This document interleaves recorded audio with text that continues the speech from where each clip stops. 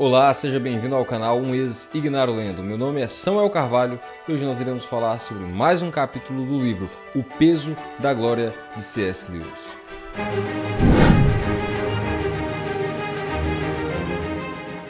Antes da gente seguir, você já sabe, deixa o like e compartilha esse vídeo com seus amigos. Para hoje, o capítulo escolhido é aquele que dá nome ao livro O Peso da Glória. Assista o vídeo até o final e eu vou te mostrar aquilo que Lewis nos oferta. O discurso no capítulo O Peso da Glória se inicia com a proposta de Lewis acerca da análise do cristianismo no seu tempo. Ele diz que se fosse feita uma pesquisa com bons cristãos acerca de qual seria a maior virtude, a maioria das pessoas afirmaria que a maior virtude a ser apresentada como um bom cristão seria a abnegação. Ele passa a nos mostrar então que se essa mesma pesquisa fosse feita anos atrás com outros cristãos, a resposta seria que a maior virtude de um cristão seria o amor. O autor nos traz então uma interessante argumentação acerca da abnegação. De fato, há no Novo Testamento a proposta do negar-se a si mesmo, mas o autor discorda desse negar-se a si mesmo apenas por negar-se a si mesmo, ou seja, a abnegação como uma virtude em si mesma. Na verdade, ela serve a um determinado propósito outro. Ele segue então sua argumentação mostrando que essa ideia vem da crença de que nós não deveríamos desfrutar de nenhum benefício celestial ou seremos mercenários. Isso me fez lembrar daquela velha denúncia feita por Satanás a Deus contra Jó. Não é preciso ser muito inteligente para perceber que Satanás diz que a adoração, que a devoção, que a fidelidade de Jó estava nas riquezas, ou seja, Deus o encheu de bens e por isso Jó era fiel. Sem essas coisas, se Deus retira essas coisas, a fidelidade de Jó desapareceria, ou seja, Jó era um mercenário, porque adorava ao Senhor apenas pelos benefícios que já havia recebido. E quando a gente percebe o resultado na história, nós vemos que estava muito além do que os bens e as benevolências que Jó havia recebido da parte de Deus. Voltando então para o capítulo, Lewis vai nos mostrar o seguinte: desfrutar do benefício da recompensa apropriada não é errado. Agora, desfrutar daquilo que não é o objetivo verdadeiro, isso sim seria ser um mercenário. Ele nos traz o exemplo de um general que vai à guerra. Se aquele general vai à guerra com o objetivo da vitória, essa recompensa é apropriada. A vitória é a recompensa apropriada de quem vai à guerra. Agora, se ele vai à guerra com o objetivo de uma promoção ou de uma condecoração, aí sim ele seria um mercenário. Um homem que casa com uma mulher porque a ama, receberá no casamento a recompensa apropriada, ou seja, o amor da sua esposa. Mas se o mesmo homem casa-se com uma mulher porque tem interesse em uma fortuna que ela tenha, aí ele é um mercenário.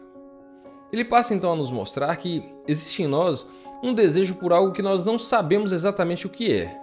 Ele faz então uma comparação. Ele diz que nós naturalmente sentimos fome.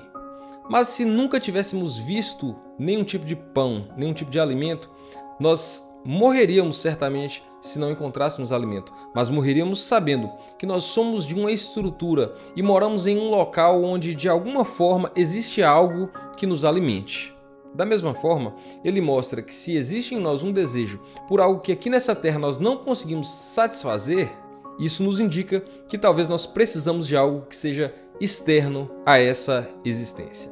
Ele passa então a mostrar aquilo que nós como cristãos buscamos e que já sabemos é externo a esse mundo, a eterna glória. E ele então tenta definir o que seria essa glória.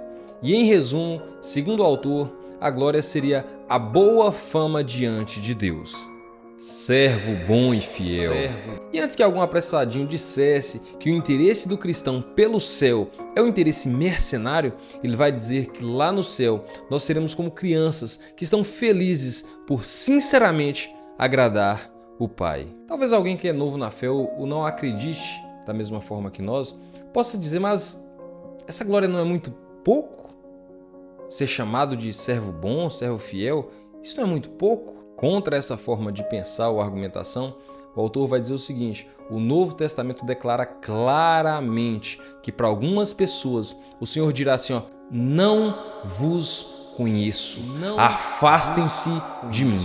Talvez um espanto muito grande para muitas pessoas, talvez uma decepção muito grande para outras. E pensando por esse lado, se ouvir do Senhor que Ele não nos conhece e que nós devemos nos afastar dele, é talvez uma mensagem muito terrível, aí sim fica mais claro a alegria e a glória de ser dito servo bom. É muito comum que a gente ouça a argumentação de algumas pessoas e elas dizem assim: olha, eu vivo a minha vida normalmente, e se ao final, depois que eu morrer, o Senhor julgar que eu fui uma pessoa boa ou que eu não fui, aí Ele vai me mandar ou para o céu ou para o inferno.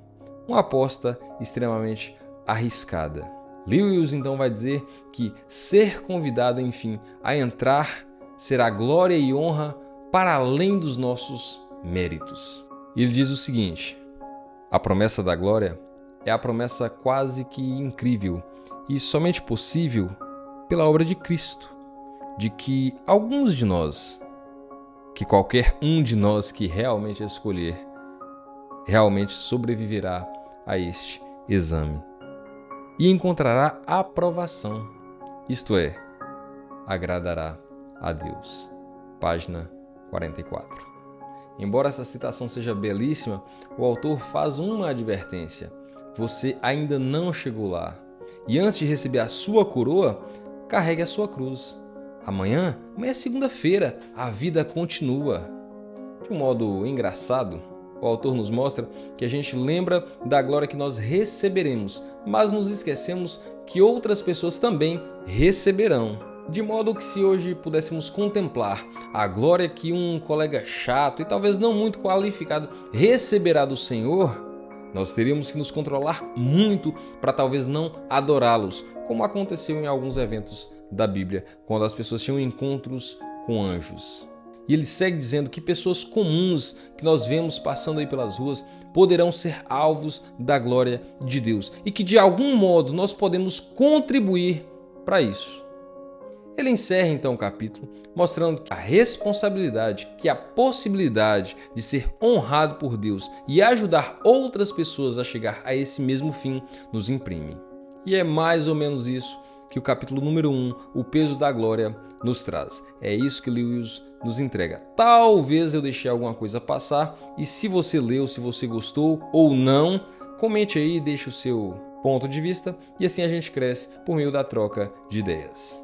Um forte abraço, até o próximo vídeo, que Deus te abençoe, tchau!